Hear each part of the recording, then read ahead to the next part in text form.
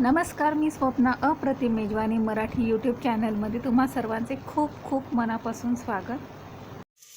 नमस्कार मंडळी, आजची रेसिपी आपण जी बनवणार आहोत त्यासाठी मी घेतली 1 वाटी तुरीची डाळ. डाळ मी कुकरमध्ये शिजवून घेणार आहे. कुकरला 4 शिट्ट्या लावून डाळ छान एकदम मऊसूत शिजवून दिली आहे. त्यानंतर पुढे मी भाज्यांमध्ये घेतले 1 बटाटा, गाजर, वांग आणि शेवगाच्या शेंगा.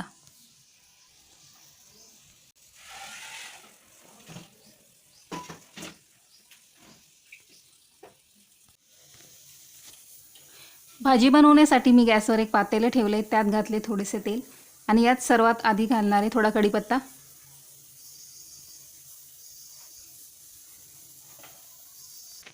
यानंतर घालणार आहे मोहरी, 1 चमचा मोहरी घातलेली आहे. यानंतर 2 सुक्या लाल मिरच्या टाकलेल्या आहेत. यानंतर यात टाकणार आहे अर्धा चमचा धना पावडर, 1 चमचा लाल मिरची पावडर, 1 चमचा सांबार मसाला घेतलेला आहे.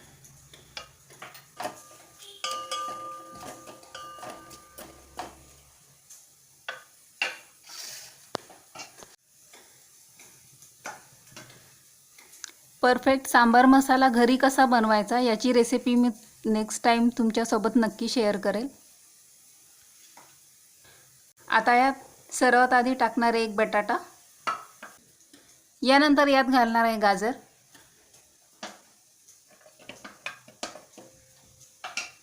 यानंतर यामध्ये टाकायचे वांगे.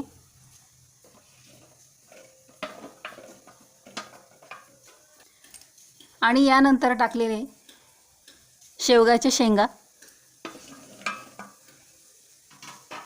मंडळी, आपण परफेक्ट साऊथ इंडियन स्टाईल सांबारची रेसिपी पाहत आहोत.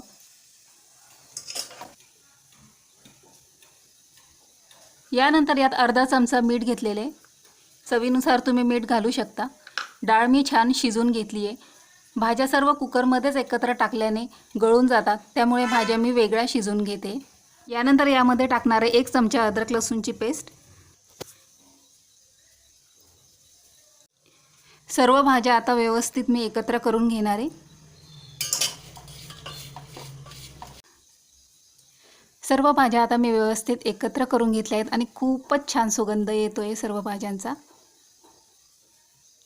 आता यामध्ये मी 1 कप गरम पाणी घालते.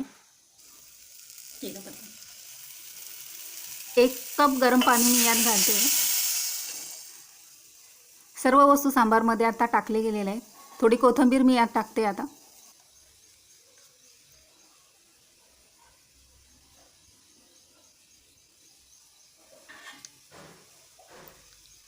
आणि यावर झाकण ठेवून भाज्या 10 मिनिटं शिजू द्यायच्या आहेत.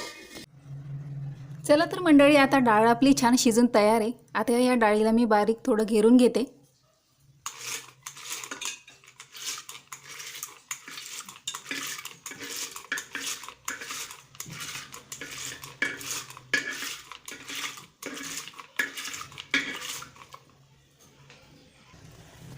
आता कुकर मी पुन्हा गॅसवर ठेवले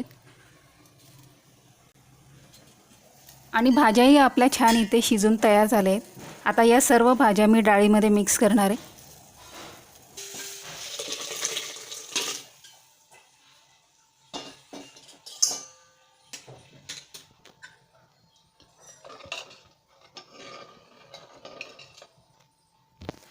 आता या स्टेपला यात मी घालणार आहे चिंचेचा कोळ.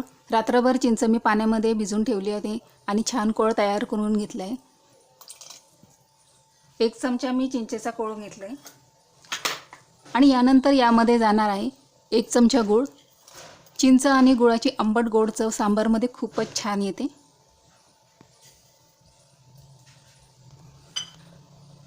आता 10 मिनिटं पुन्हा या सर्व भाज्या मी डाळीमध्ये शिजवून घेणार आहे. आता 15 मिनिटानंतर खूपच छान साऊथ इंडियन स्टाईल सांबार आपला इथे तयार झालेला आहे. आता मी तुम्हाला सर्व करून दाखवते.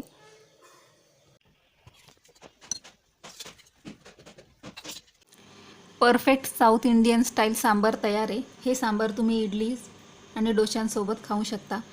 मऊ जाळीदार इडली कशी बनवायची याची रेसिपी अप्रतिम मेजवानी मराठी चॅनलमध्ये नक्की पहा.